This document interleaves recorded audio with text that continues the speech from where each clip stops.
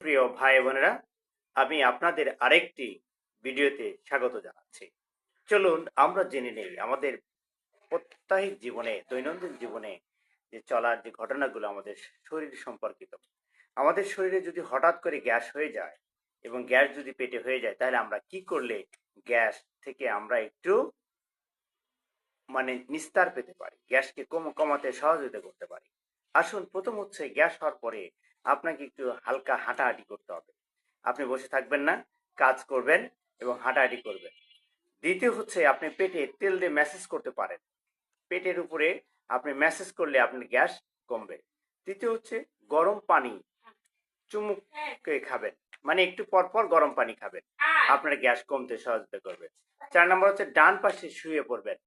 যদি অত্যন্ত গ্যাস বেশি হয়ে থাকে তাহলে ডান দিক হয়ে আপনি শুয়ে পড়বেন। 5 হচ্ছে হঠাৎ বেশি পানি পান করবেন না, অল্প অল্প করে বারবার পানি পান করবেন, তাহলে আপনার গ্যাস কমতে থাকবে। 6 হচ্ছে কাঁচা হলুদ চা পানি খাবেন বা আদা হলুদ চা পানি খাবেন। এইগুলো হচ্ছে পেটের জন্য দাওয়া হিসেবে কাজ করে থাকে। আমরা আমাদের এই সমস্ত কর্মের মাধ্যমে আমাদের জীবনকে অত্যন্ত সুন্দর এবং সুস্থ রাখতে পারি।